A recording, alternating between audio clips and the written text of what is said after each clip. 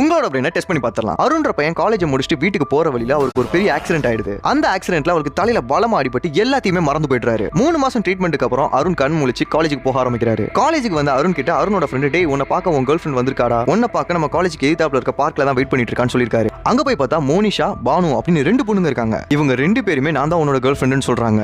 அருணுக்கு ஒண்ணுமே புரியல. இப்போ நீங்க சொல்லுங்க, இந்த இமேஜ்ல இருக்க டீடைல்ஸ் எல்லாம் வச்சு அருணோட கேர்ள் ஃப்ரெண்ட் யாரு அப்படின்றத இதை கண்டுபிடிக்கிறதுக்கு நான் உங்களுக்கு 10 செகண்ட் டைம் தரேன். அந்த 10 செகண்ட்ல நீங்க கரெக்டா கண்டுபிடிச்சீங்கன்னா கமெண்ட்ல சொல்லுங்க. Your time starts now.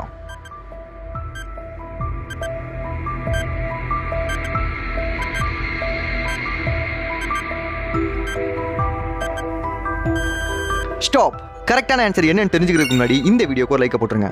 நீங்க பானுன்னு சொல்லியிருந்தீங்கன்னா கங்க்ராட்ஸ், அதுதான் கரெக்டான ஆன்சர். நீங்க மரத்துல எழுதி இருக்கிற ஏ அண்ட் எம் பார்த்து கன்ஃபியூஸ் ஆயிருக்கலாம். அது ஒரு பப்ளிக் பார்க், அதுல யார் வேணாலும் எழுதலாம். ஆனா அருணோட கையில பாத்தீங்கன்னா ஏ பி அப்படின்னு டாட்டூ போட்டிருப்பாரு. A for Arun, B for Banu.